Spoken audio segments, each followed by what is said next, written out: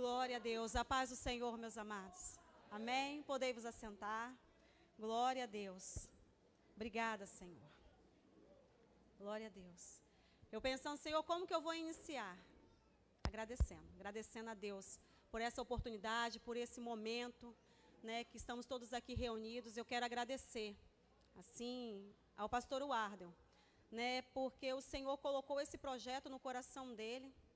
E eu lembro que eu estava numa escola dominical lá em Camburi, no estudo. E durante a ministração eu estava dando estudo naquele dia. E lá todo mundo fica livre para poder, né, falar, tirar dúvida, fazer perguntas.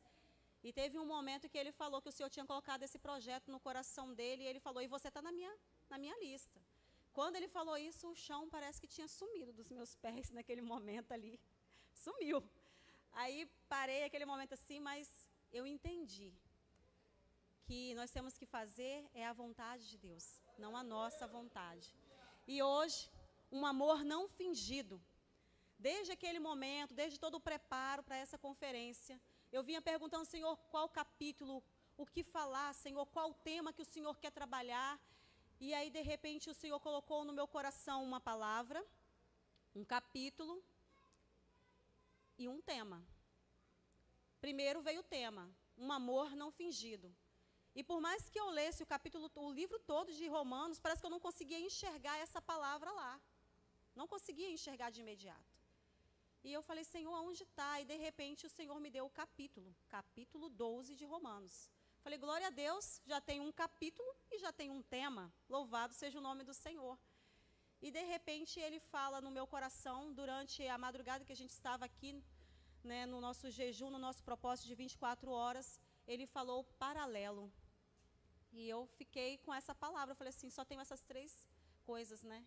Então, essas três palavras, então que seja da forma que o Senhor quer. Então, eu quero agradecer ao pastor, que me deu essa oportunidade de estar aqui em cima mais uma vez, né, aprendendo junto com a igreja a viver um amor verdadeiro. E esse amor é abrir mão de si mesmo, de suas próprias vontades, para fazer aquilo que o Senhor tem designado a nós a fazer. Amém? Antes de mais nada, também, além, né, do agradecimento, tem uma oração que o Senhor tem colocado no meu coração. Todas as vezes que eu vou ler a palavra dEle, vou fazer meu devocional, tenho estudado, o Senhor tem colocado essa oração no meu coração. E eu vou fazer ela agora com vocês. Vou fazer como igreja do Senhor. E essa oração, ela inicia assim, sobre o ataque na mente. Porque o inimigo, ele tenta nos parar. E eu descobri que uma forma que ele tenta me parar é bloqueando a minha mente. Trazendo medos, trazendo incerteza, trazendo dúvida para o meu coração. E eu sei que assim como ele tenta na minha vida, ele tenta também na vida de muitas pessoas que estão aqui, que estão nos assistindo. Então, neste momento, Senhor, eu clamo por tua proteção sobre a minha mente, sobre a mente da tua igreja. Repreende, Senhor, todo ataque do inimigo. Todo pensamento de medo, dúvida, confusão que tenta nos afastar da tua paz. Ajuda-nos a trazer à memória a tua verdade. E enche a minha mente, enche a mente da tua igreja, enche a mente daqueles que estão nos assistindo, com tudo aquilo que é puro, que é justo e que é digno de louvor. Cobre-nos, Senhor, com o teu sangue. E nos fortalece, Senhor, para resistir às investidas do maligno. Declaro que a mente da tua igreja hoje está em ti, Jesus Cristo. E que nenhuma arma contra a minha vida, contra a vida da tua igreja, contra a vida dos familiares deles que estão aqui hoje, assistindo, Senhor, a tua palavra, que nenhuma arma contra nós prosperará, em nome de Jesus. Em nome de Jesus. Que nessa noite, todo sono, todo cansaço físico, mental, espiritual, que todo ataque que o inimigo tentou contra a sua vida hoje seja aniquilado em nome de Jesus. Que nada distraia a sua atenção, para que você não perca nada da presença de Deus, daquilo que Ele quer ministrar para você nessa noite. Em nome de Jesus. Amém, amados? Nesse capítulo de Romanos 12, nós falamos sobre o amor seja não fingido, aborrecei o mal e apegai-vos ao bem. Essa palavra, ela mexe com a gente. Tem versões que fala sobre um amor não... um amor não... Deixa eu ver uma palavra aqui, em outra versão tem. Só um minutinho. Um amor não soberbo. Você não pensar só em você mesmo. E aí eu olhando na minha versão, na versão Almeida, estava lá, um amor seja não fingido. Quando o apóstolo Paulo, ele escreveu a carta aos Romanos, incluindo esse capítulo 12, nós aprendemos aqui que ele estava provavelmente na cidade de Corinto, na Grécia, durante a sua trajetória, a sua viagem missionária, provavelmente a sua terceira viagem missionária.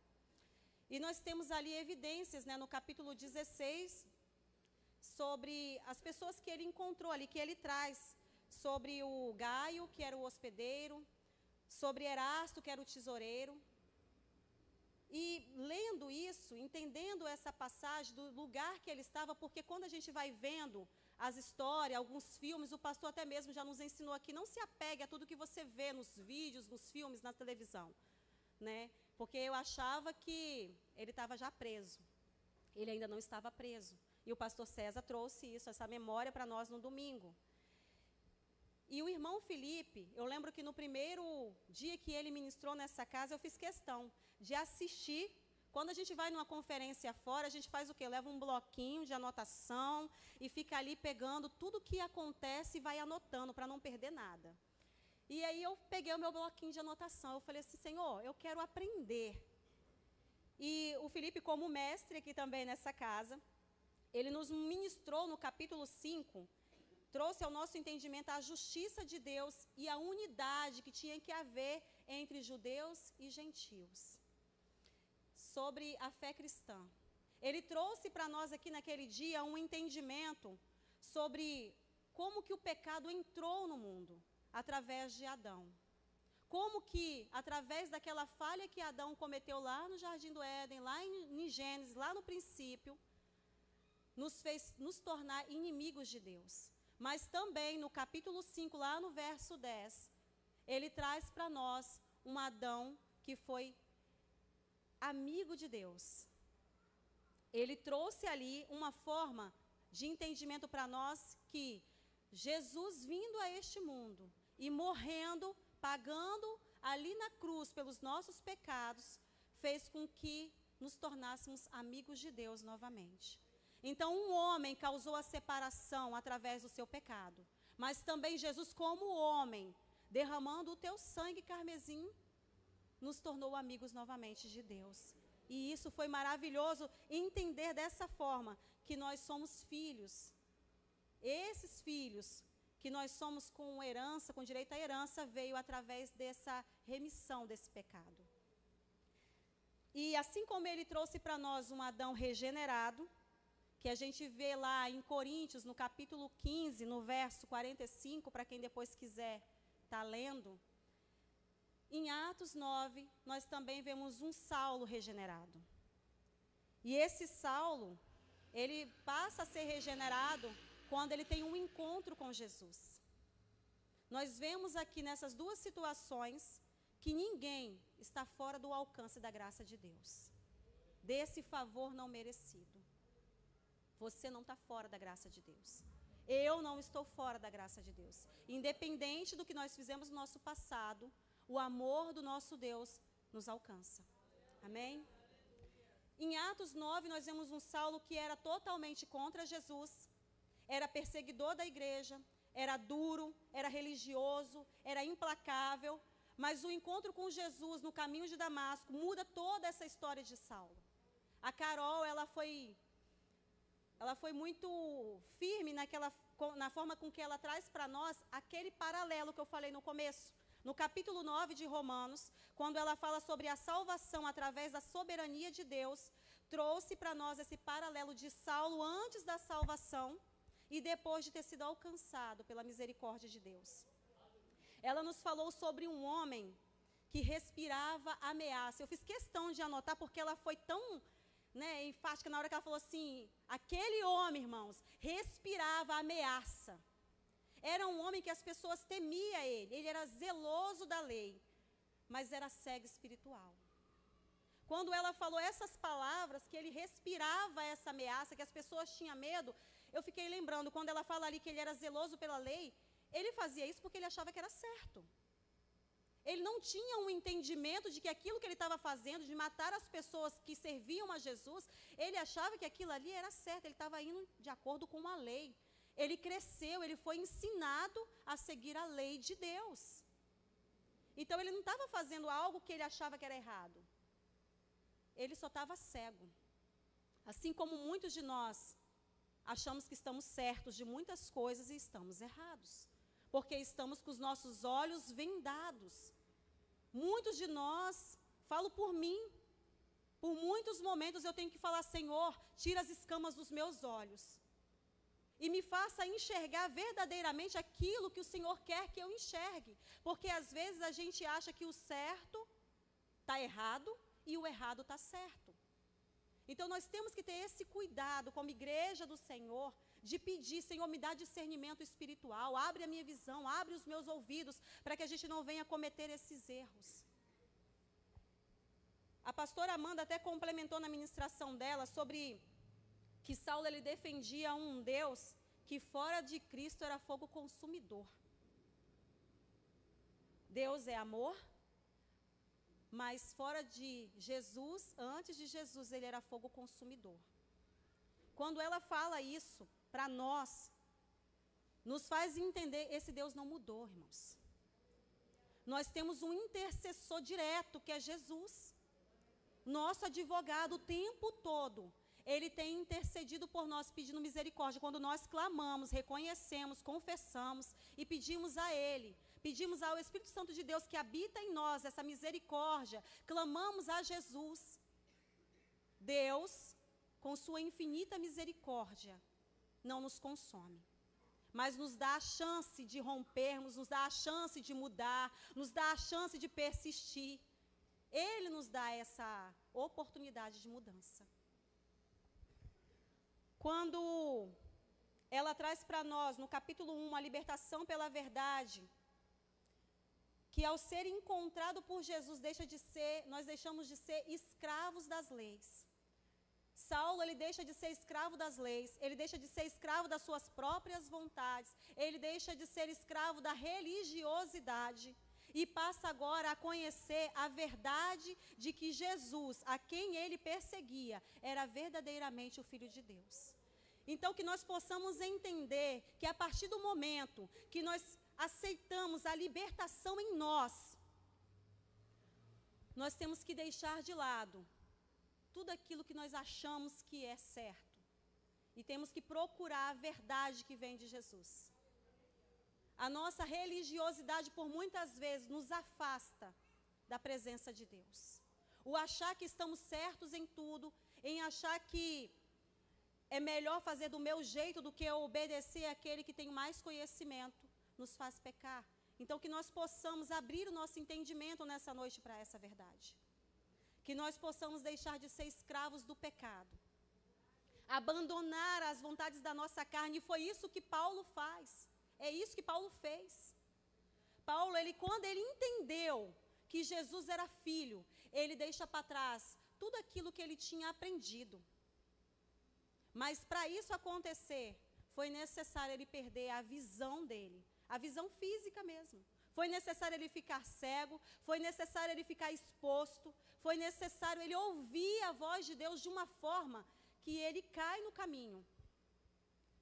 Mas foi necessário também um corajoso, não muito corajoso, né? Porque Neemias estava com medo ali.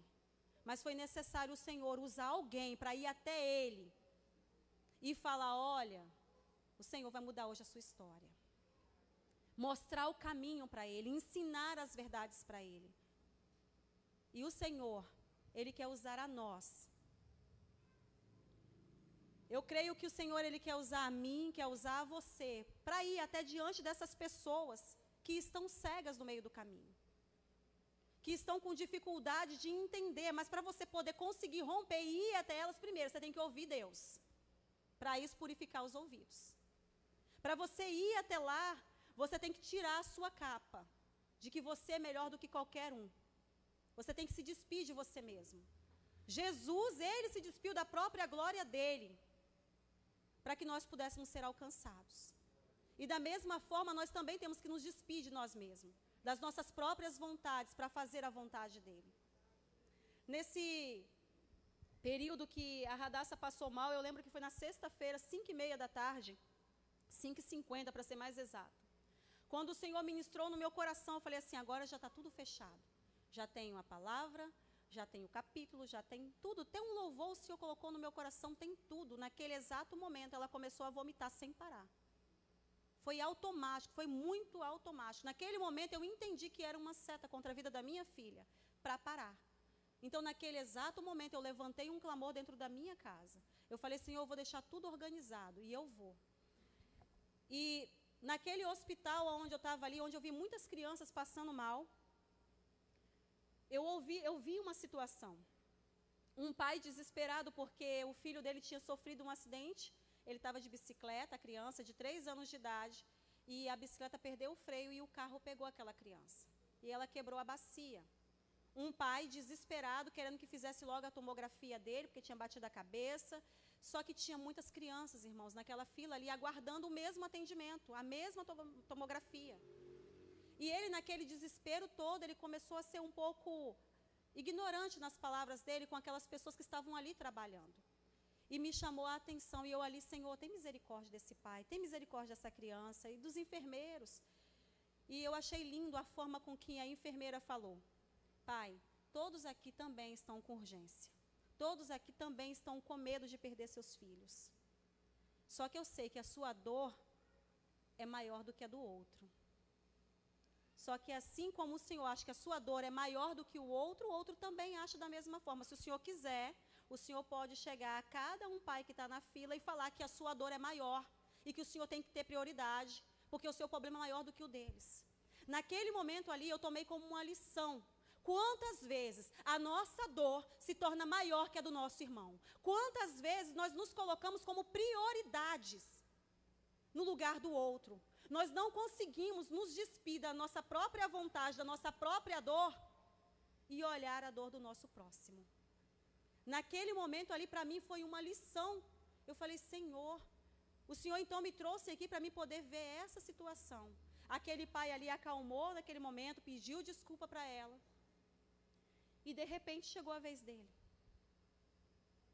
E ainda como se não bastasse, por várias situações que eu fui vendo ali, o meu coração, porque você vê o seu filho passando mal, é desesperador, e eu ficava tentando entender por que eu não estava tão desesperada.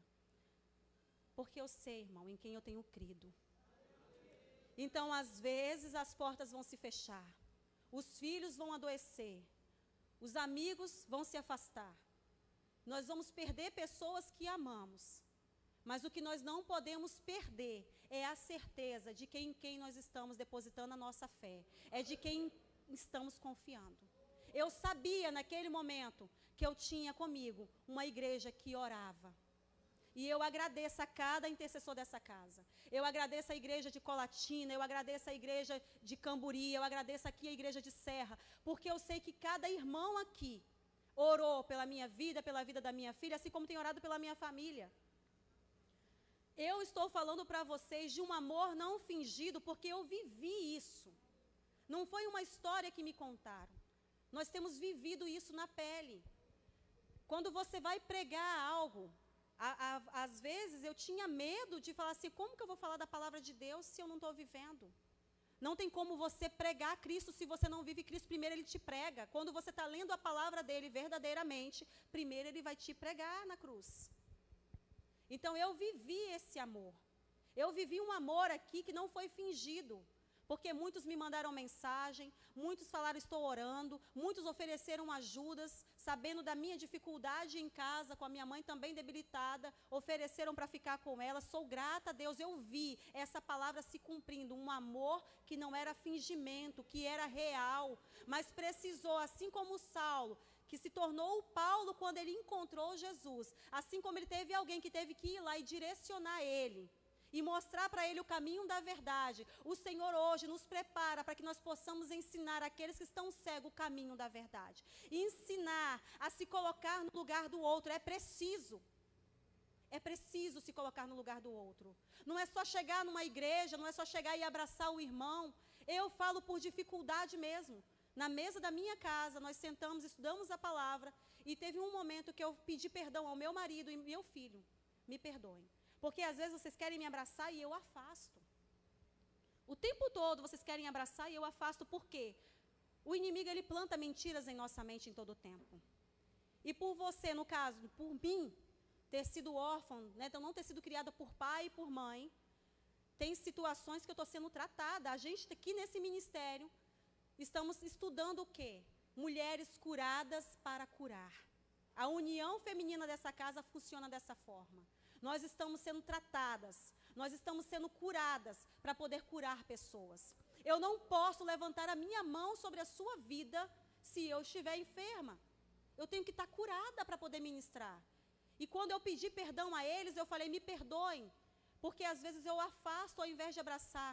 Mas, por favor, não parem de me abraçar. Não parem.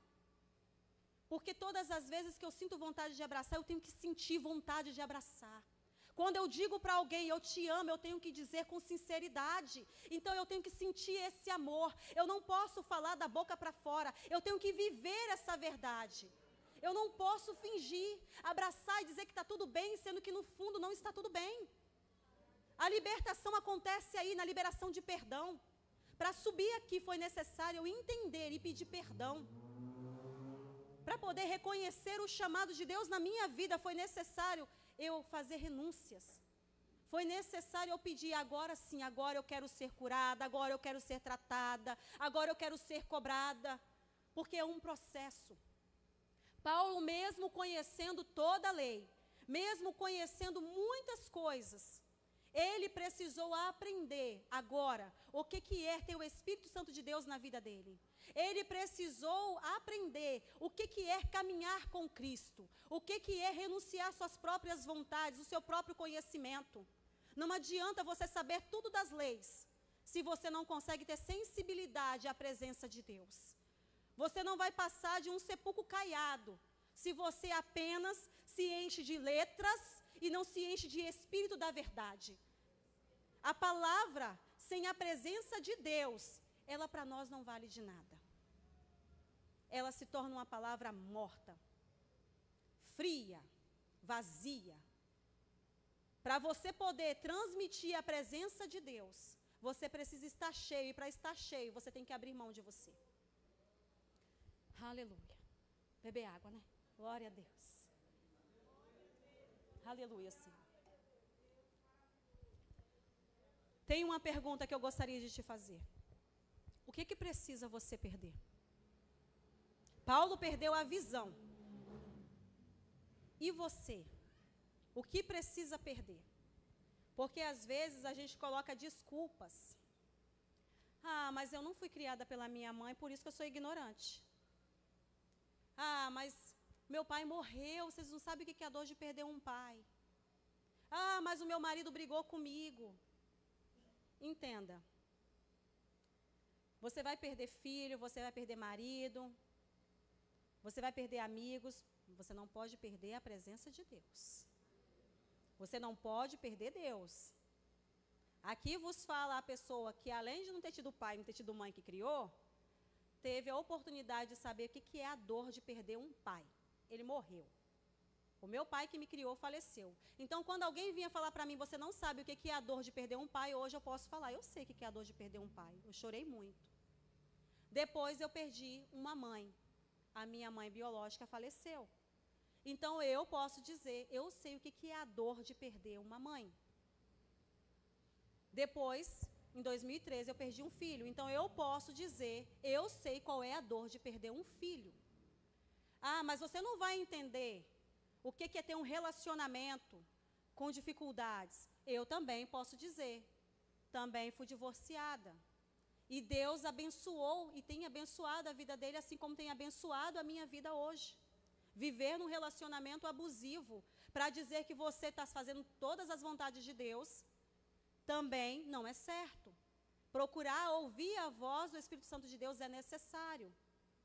Estar direcionada pelo Espírito Santo de Deus, para que haja uma separação, tem que haver jejum, tem que haver oração, tem que haver consagração, tem que entender o outro lado, porque você não é perfeito, o outro lado também não é. Tem que abrir mão das suas dificuldades, tem que procurar entender o lado do outro. São várias situações que têm que ser analisadas. Então eu te pergunto, o que você precisa perder para reconhecer esse Jesus que é vivo e verdadeiro na sua vida? O que você precisa renunciar para que Ele venha fazer de você um vaso cheio e transbordante da presença dEle? Perder a sua família? Perder o seu trabalho? Porque por muitas vezes a gente dedica mais o nosso tempo e a nossa vida ao nosso trabalho do que às coisas de Deus. E eu não estou falando abandona o trabalho e vem para Cristo, vem para a igreja, não. É só aprender a administrar. E o Senhor, Ele nos ensina isso. Ele nos ensina a administrar a nossa vida com Ele. Como a pastora Amanda muitas vezes já falou aqui, não tem tempo? Faz o tempo, levanta de madrugada. Ah, mas não dá para ir. Eu estava lá no hospital assistindo a pregação do pastor César e foi bênção. E eu agradeço muito. Porque ali, assim como eu estava sendo ministrada, 2 enfermeiras depois que estavam me acompanhando e me ajudaram muito. O nome dela é Kelly e a outra é Adriele. Eu não posso deixar de falar esses nomes. Porque eu tive uma lição ali. Eu fui agradecer a elas pelo carinho e pelo cuidado. E de repente ela falou assim comigo: a sua filha não estava doente. Nós estávamos doentes. E precisávamos de você aqui para trazer paz. Precisávamos de você aqui para a gente ouvir de Deus. Irmãos, isso alegrou o meu coração. Porque por muitas vezes, Deus vai permitir a dificuldade na sua vida para que você rompa, para que você caminhe. Ele está no caminho. Ele falou assim, olha, venha. Esse processo de caminhar vai ter pedras, vai ter dificuldades, vai ter buraco. O pastor César falou isso no domingo aqui. Vai ter dificuldade. Quem tem que persistir somos nós. Ele não falou que seria fácil. A nossa função é persistir, é continuar a nossa caminhada. A Ângela, ela foi bem detalhista, trazendo para nós no capítulo 8, como é ter uma vida dominada pelo Espírito Santo de Deus. Ele nos mostra, Ele, por amor, Ele nos desconstrói. No versículo 2, fala assim, pois a lei do Espírito de Deus que nos trouxe vida por estarmos unidos com Jesus. Ele livrou você e a mim da lei do pecado e da morte, irmãos. Para nos ensinar o que é ter uma vida com Ele. Ele nos molda à vontade dEle. Nos trouxe a verdadeira identidade de filhos com direito à herança. Quando ela fala sobre isso, quando ela trouxe essa explicação para nós, eu até estava falando hoje mesmo, ela até usou sobre o cabelo que ela deixou crescer, que antes ela queria cortar. É o Espírito Santo de Deus que vai convencer você. Aqui nessa casa é ensinado que se o Espírito Santo de Deus não fizer, quem somos nós para fazer? Quem somos nós para te convencer a mudar? Quem somos nós para te convencer a amar? Se o Espírito Santo de Deus não fizer isso dentro de você, nós não temos poder nenhum para fazer. Então Ele vai falar dentro do seu coração, olha, essa roupa não está legal. Olha, esse brinco. Mas por que sobre essas situações de usos e costumes que eu estou trazendo para vocês? Porque o Senhor, Ele sonda o nosso coração. E Ele sabe qual é o nosso espinho na carne. Paulo tinha um espinho na carne. E ele conhecia os limites dele. Nós precisamos saber qual é o nosso limite. Porque conhecendo os nossos limites, o inimigo ele não vai ter poder sobre nós. Se eu sei que o meu cabelo é minha vaidade, e que dependendo do que eu fizer com ele, eu vou afastar o Espírito Santo de Deus de mim, ignoro o meu cabelo. Se eu sei que a roupa decotada vai me afastar, é para que eu vou usar? Eu tenho que respeitar o meu próximo. Se eu sei que comer a carne, perto do irmão que é vegetariano, não vai ser bom, para que eu vou comer? Vou fazer o irmão pecar. Aqui nós sabemos, a nossa pastora tem dificuldade com glúten, e eu acho uma coisa muito bonita que acontece na igreja de Camburi. Toda vez o nosso café da manhã, para quem não sabe, está convidado ao nosso café da manhã matinal, todos os domingos lá em Camburi. As irmãs sabem quem ela tem intolerância. Então sempre leva algo especial para que ela possa comer. Sempre que vai ter um aniversário e tem alguma outra pessoa que tem alguma dificuldade, elas perguntam. Aqui também acontece de perguntar às crianças que vão para a salinha: mãe, essa criança tem alguma dificuldade? E isso, irmão, é amor. É respeitar, não é porque a pessoa tem frescura que só come isso, só come aquilo. Não é criticar o próximo pelo que ele está comendo, bebendo ou vestindo, mas procurar entender. Ali acontecia. Quando Paulo vem ensinando nas cartas dele, nós vemos o quê? Gentios que tinham os costumes, que tinham as suas alimentações de uma forma, os seus cultos diferentes, mas eles não são criticados, e sim ensinados. Nós não somos obrigados a fazer. Mas uma vez que o Espírito Santo de Deus atua em nós, nós vamos passar a ter desejo de mudar. Não para agradar a pastores, a líderes, a irmãos, mas para agradar a Deus. Entenda, agradar a Deus muitas vezes vai desagradar quem está do seu lado. Agradar a Deus muitas vezes vai desagradar ao seu companheiro, à sua companheira, aos seus próprios filhos. Eles não vão entender, porque a intimidade com Deus é individual. A salvação, ela é individual. É você e Deus. Eu até falei várias vezes com o Ander, nós não temos termômetro para saber a fé até onde ela vai do meu irmão. Eu não tenho termômetro espiritual. Você não tem termômetro espiritual. Mas nós temos evidências. Por onde o cristão passa, o verdadeiro adorador passa, ele deixa evidências. Assim como foi naquele hospital, quando eu estava me sentindo ninguém, totalmente vazia, sem saber o que fazer, mas apenas confiando que Deus ia fazer por mim, eu descobri que tinha uma evidência ali. Eu fui levada ali para transmitir paz para alguém. Então nós temos que ter essa evidência em nós. Vão olhar para você e vão ver as características de Cristo. Vão ver Cristo em você, na sua forma de falar, na sua forma de agir, na sua forma de cuidar. É assim que nós temos que caminhar. Respirando Jesus, respirando Cristo. Paulo, ele fazia isso, mesmo em meio às dores dele. Ele não deixou de fazer aquilo que o Senhor mandava fazer. Ele amou verdadeiramente, na mesma intensidade que ele odiava o cristão, na mesma intensidade, ele amou o cristão depois. Quando ele teve esse encontro verdadeiro com Cristo. Amou com mais, acredito que até com mais intensidade ainda. Ele amou. Que nós possamos ser intensos na presença de Deus. Brasas vivas mesmo. Como foi ministrado ali atrás, antes do culto começar, pelos intercessores. Não olhe para o seu irmão e critique que ele está frio, que ele está desanimado, que só vive doente, que só vive com dificuldade. Não. Você tem que ser uma brasa viva ao ponto de encostar no seu irmão e transmitir para ele essa presença de Deus maravilhosa. Glória a Deus pela vida do Isamar. Porque na hora que ele encostou no meu ombro, eu senti a presença de Deus na vida dele. E eu sei também que ele conseguiu sentir a presença de Deus através da minha vida. É assim que nós temos que ser na casa do Senhor.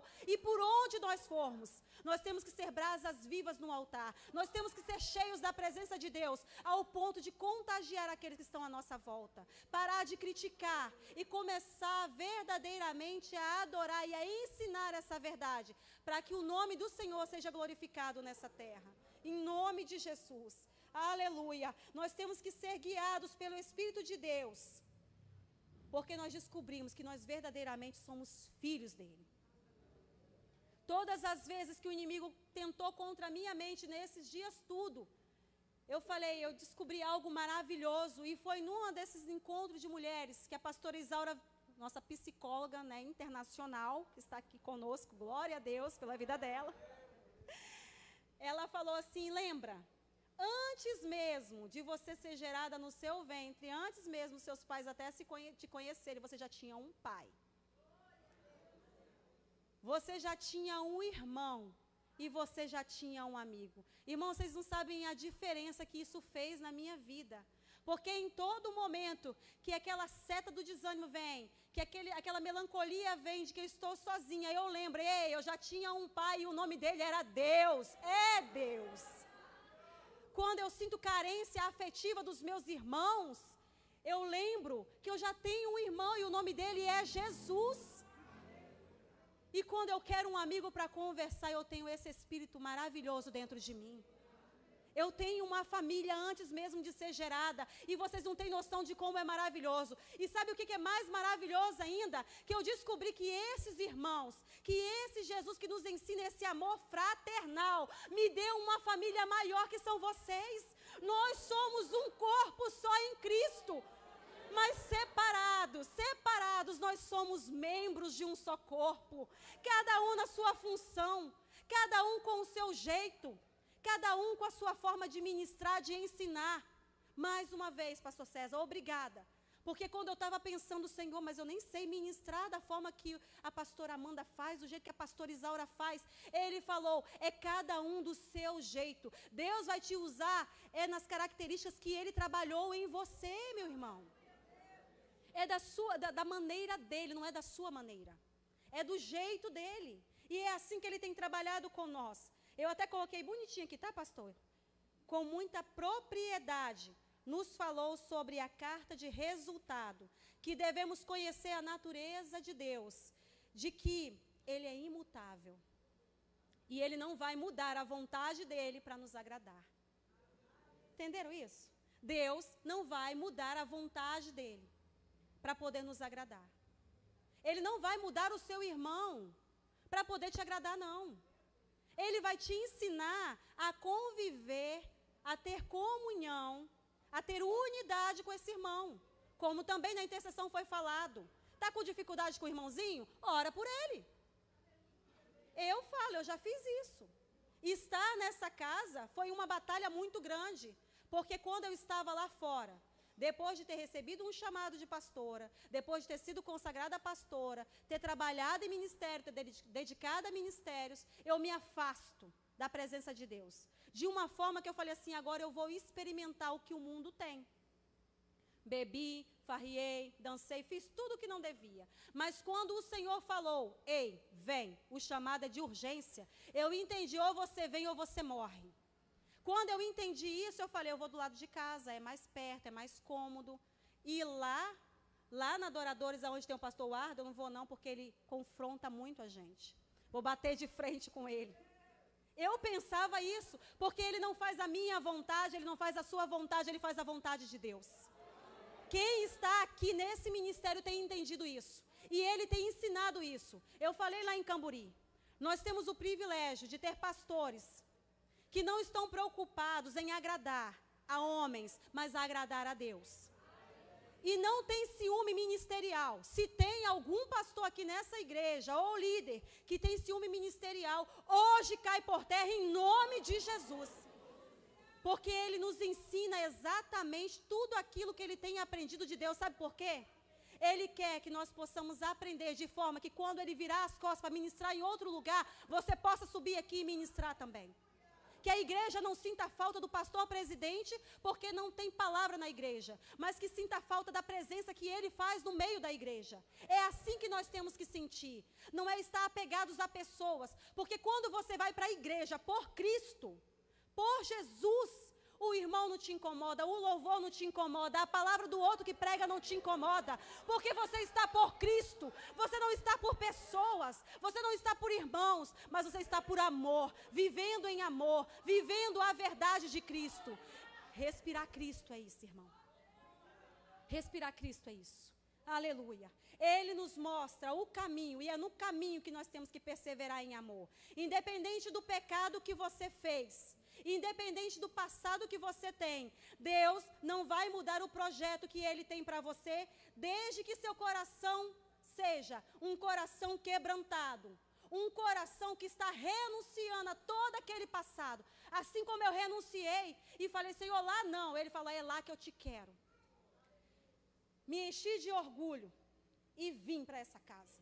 Peguei o carro até sem conseguir dirigir direito. Cheguei aqui nessa porta, entrei. A palavra foi direcionada para o meu coração. Foi maravilhosa. Me enchi de ousadia. E o pastor estava na porta. Na hora que eu fui me despedir, eu falei assim, pastor, eu estou de volta. E ele falou, eu sei. Eu só não ia te buscar, porque você é orgulhosa demais para poder me ouvir. Irmãos, olha, naquele momento eu falei, é Deus. Eu não posso perder esse caminho mais não. Perdão, tá? Liberado. Perdão pelo excesso. Foi necessário. Se tivesse sido doce, talvez eu não tinha voltado. Existem momentos que é necessário você ser confrontado. E isso foi necessário na minha vida. Tudo que era meu passado, eu entendi, ficou para trás. Não esqueço de nada. Assim como Paulo também não esqueceu de nada do que ele cometeu. Em todo o tempo ele lembrava das pessoas que ele matou, das crianças que ele tirou a vida. Em todo o tempo ele lembrava disso. Para quê? Para não voltar a fazer novamente.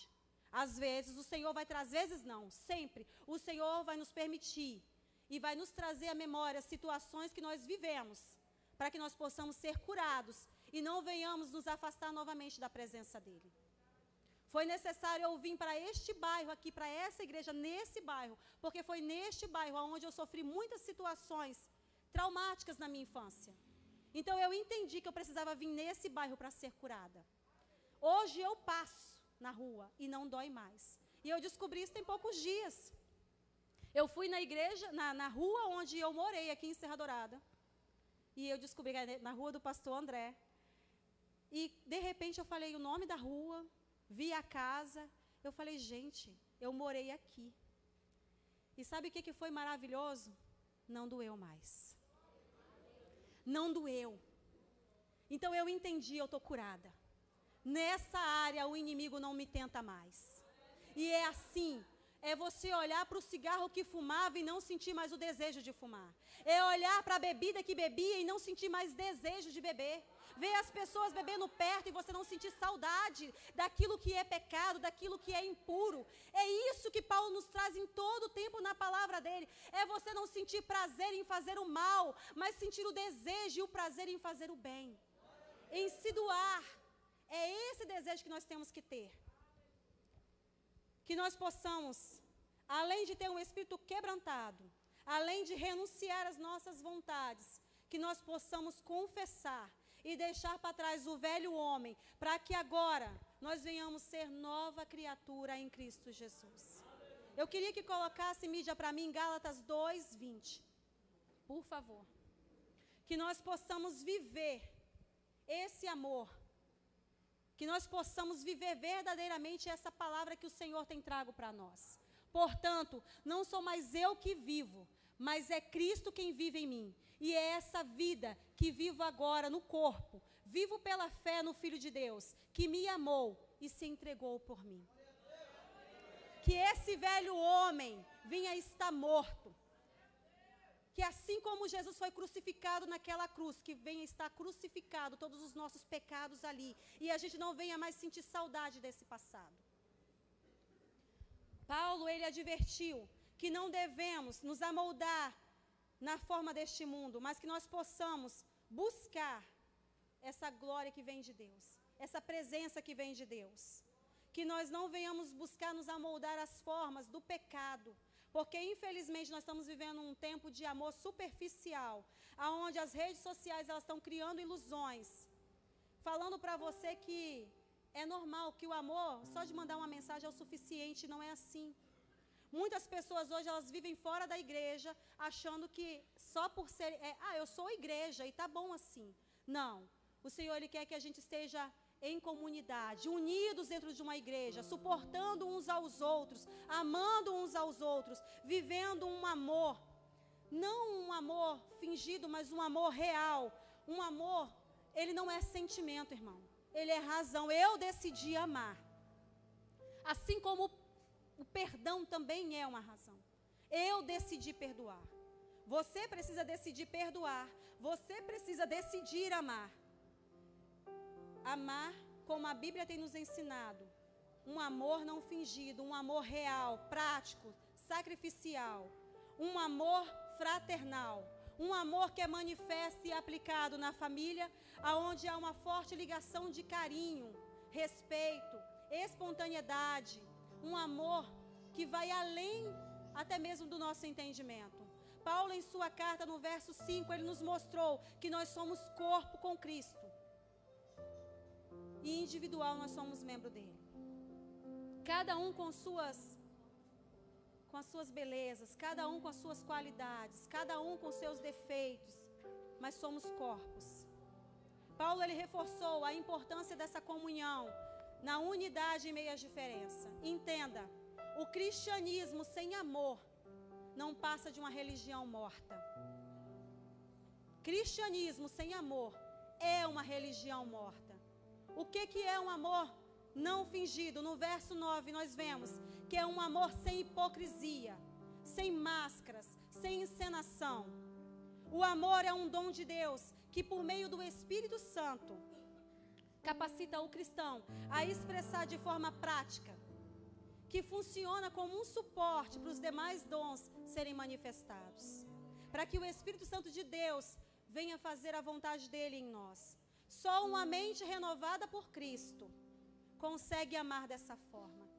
Satanás, ele sempre tenta nos atingir nessa área, sabe por quê? Porque ele sabe que quando nós estamos juntos, nós somos mais fortes do que ele. Nós conseguimos resistir às tentações, às dificuldades. Essa é a chave para que a gente venha alcançar aqueles que estão perdidos, o amor. Por isso nós precisamos amar e se doar. Nós precisamos detestar o mal, como diz no verso 9. O amor não fingido, aborreça o mal e apegai-vos ao bem. O verdadeiro amor, ele disciplina, ele corrige, ele zela pela pureza. O amor, ele não é permissivo. Ele é comprometimento com o bem do outro. É você verdadeiramente fazer por amor. O amor, no verso 10 ao verso 13, ele fala sobre honra, fala sobre serviço, fala sobre zelo. Amar é servir, é dividir, é consolar, é entender. E nós temos vivido isso nesse tempo aqui nessa igreja. Eu vejo irmãos aqui que têm dividido o seu tempo, têm dividido o teu amor, têm dividido o seu afeto, que vocês permaneçam, que nós vamos permanecer firmados, entendendo essa verdade. Porque muitas igrejas hoje têm tido dificuldade de expressar a palavra de Deus da forma rema, como esse ministério tem ensinado. Sabe por quê? Porque desagrada. Muitas pessoas vieram aqui e foram embora, porque aqui estava sendo ensinado a palavra, a verdade. Ensinando que você tem sim que renunciar, que você tem sim que pedir perdão, ensinando que você tem que amar, que você tem que abrir mão, ensinando que você tem que ser cheio do Espírito Santo de Deus. É isso que esse ministério tem ensinado para nós. Como o amor não fingido se manifesta na comunhão da igreja, quando nós nos colocamos no lugar do outro. Isso exige esforço, meu irmão. Isso exige perdão. E isso exige generosidade. O amor, ele real, se prova diante de quem nos fere. Quer saber se você verdadeiramente está amando? Olha para o seu inimigo e perdoe. É aquele que te feriu que você tem que perdoar. Não é você, eu falei, eu vou pedir perdão porque eu falei. Não, muitas vezes eu estou ferida. Eu fui ferida. E eu precisei ligar lá em São João do Oriente, para o pastor Ademir, quem tinha me consagrado, e falei: pastor, me perdoa, porque eu guardei uma mágoa por 10 anos. Eu fiquei machucada, porque eu achei que o Senhor tinha feito mal contra mim. É quem verdadeiramente entendeu a verdade de Cristo que tem que liberar esse perdão. Que você hoje libere perdão a quem você deve liberar, para que nada te impeça de experimentar esse amor que é puro diante de Deus. Mediante aos ataques que o inimigo vai vir contra você, abençoe. Abençoe aqueles que te perseguem. Não faça mal, mas faça bem. Não deseje mal, mas deseje o bem. Sabe como que Jesus ele respondeu ao ódio daquele povo? Como que ele respondeu? Com entrega. E é assim que nós temos que fazer, nos entregarmos totalmente na presença de Deus. É na empatia, é na humildade que nós temos que vencer. Alegrai-vos com os que se alegram. Assim está dizendo no verso 15, que nós possamos nos alegrar com os que se alegram e chorar com os que choram. É assim que nós vamos vencer. Não é sobre falar bonito, mas é sentir. Não é a quantidade de dizer eu te amo, eu te amo, eu te amo, mas as minhas atitudes estão sendo sempre ao contrário daquilo. Mas a partir do momento que eu começo a ter uma atitude sincera, um comportamento sincero, a pessoa para quem eu estou demonstrando esse cuidado, ela vai perceber o tamanho do meu amor. Aqui no nosso encontro de casais, nós temos aprendido a linguagem do amor. Por muitas vezes, nós vamos insistir em dizer para a pessoa e ela não vai entender com as minhas palavras, vai ser necessário eu tocar. Assim como muitas vezes não vai adiantar eu falar, eu tocar, mas eu vou precisar ouvir, eu vou precisar dar um presente. São várias formas de amar que nós temos. Para adiantar, eu já gostaria que colocasse em Coríntios 13, por favor. Já estou finalizando. O amor é a nossa maior arma contra o ódio, contra o orgulho, contra a vingança. E é tão difícil viver em paz com o nosso semelhante que Jesus, Ele nos deu uma bênção especial sobre como vencer. E está lá no capítulo 5 de Mateus, no verso 9. Eu faço questão de ler, porque Ele sabia que nós íamos ter dificuldades. Pode deixar os coríntios aí, irmãos. No capítulo 5 de Mateus, no verso 9, diz assim: bem-aventurados pacificadores, porque eles serão chamados filhos de Deus. Sabendo que seria difícil suportar o meu irmão, ele fala: seja pacificador, suporta ele mais um pouquinho, suporta, ore por ele. Jesus já sabia disso. O cristão responde o mal, meu irmão, com o céu. É assim que nós temos que responder aqueles que nos fazem mal, é com a palavra de Deus. Aleluia. Quando você faz o bem a um inimigo, o efeito é sobrenatural, pois é depositado brasas vivas sobre a sua cabeça. Se você depois quiser conferir, está lá em Provérbios, no capítulo 25, 22, que ele amontou a brasas vivas sobre a sua cabeça, quando você pratica o bem ao seu inimigo. Sem dúvida, a melhor maneira da gente demonstrar esse amor é fazendo um bem. Que você nessa noite venha refletir a quem você precisa perdoar. Aonde está depositado o seu amor? Você tem amado com discursos ou com atitudes? Lá em João, no capítulo 13, no verso 35, disse: nisso conhecerão que sois meus discípulos, se tiveres amor um pelos outros. O mundo não precisa mais de discursos. Eu fiz questão de anotar isso. O mundo não precisa mais de discursos religiosos. Israel está sendo atacado. Irã está em guerra. Que nós possamos nos colocar no lugar do outro.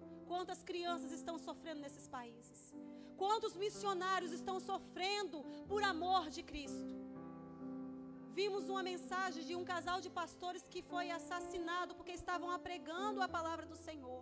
Quantos missionários, quantas pessoas, quantos irmãos nossos estão morrendo por estar pregando essa verdade, que por muitas vezes, assim como eu, muitos que estão aqui, estão em casa, se acovardaram em pregar esse evangelho que é puro.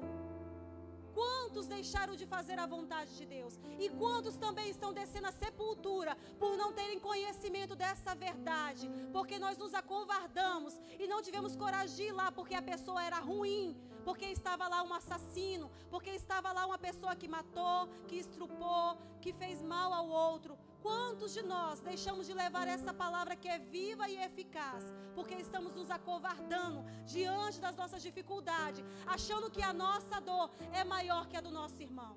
Então entenda aí, lá em 1 Coríntios 13 diz que de nada vale o nosso sacrifício, de nada vale estarmos reunidos aqui, se não tem amor, de nada vale a nossa vinda aqui. Não adianta, não é só vir para um culto, assistir e ouvir um louvor, assistir um ministério tocar e não procurar obedecer a palavra e fazer a vontade do Pai. Para que o fogo arda em nosso coração, como ardia no coração de Paulo, precisa dessa entrega total. Para ser templo, para ser altar, nós precisamos nos entregar como sacrifício vivo, para que nós possamos ser cheios da presença de Deus, que o nosso amor não seja fingido, que não seja honrado com lábios e no nosso coração esquecido. Que nós possamos orar para que haja paz em Israel. Que nós possamos orar pelos inimigos dele também, para que eles encontrem o amor de Cristo. Que nós possamos reconhecer que só esse Deus tem o poder para nos libertar e nos salvar. 1 Coríntios 13, por favor. Já estou finalizando. Eu desafio você a entender, mesmo que eu falasse a língua dos homens e dos anjos, mas se não tivesse amor, seria como metal que soa, ou como prato que retine. Prossiga. E mesmo que eu tivesse o dom de profecia, e conhecesse todos os mistérios, e tivesse todo o conhecimento, o mesmo que tivesse fé suficiente para mover as montanhas, mas se não tivesse amor, de nada seria. E mesmo que eu distribuísse todos os meus bens para o sustento dos pobres, e entregasse o meu corpo para ser queimado, mas se não tivesse amor, nada disso traria benefício algum. O amor é paciente, o amor é benigno, não é invejoso, não se vangloria, não se orgulha, não se importa com a indecência, não busca os próprios interesses, não se enfurece, não guarda ressentimento mal, não se alegra com a injustiça, mas congratula-se com a verdade. Tudo sofre, tudo crê, tudo espera, tudo suporta. O amor jamais é vencido. Mas havendo profecias, serão extintas. Havendo línguas, serão silenciadas. Havendo conhecimento, desaparecerá. Porque parcialmente conhecemos e parcialmente profetizamos. Mas quando vier o que é completo, então o que é parcial será extinto. Quando eu era criança, falava como criança, pensava como criança, raciocinava como criança. Mas assim que cheguei à idade adulta, acabei com as coisas de criança. Porque agora vemos como um espelho, de um modo obscuro, mas depois veremos face a face. Agora conheço em parte, mas depois conhecerei plenamente, assim como também sou plenamente conhecido. Portanto, agora permanece estes três: a fé, a esperança e o amor. E o maior de todos eles é o amor. Que você venha viver esse amor. Paulo nos ensinou essa palavra e ela tem ecoado por séculos e séculos. Eu te convido a se colocar de pé. Eu desafio a você a viver um amor com intensidade. Jesus não quer a sua promessa, Ele quer a sua mudança, Ele quer a sua alma, Ele quer a sua adoração, Ele quer a sua renúncia, Ele quer a sua entrega, Ele quer seu amor sincero e real nessa terra.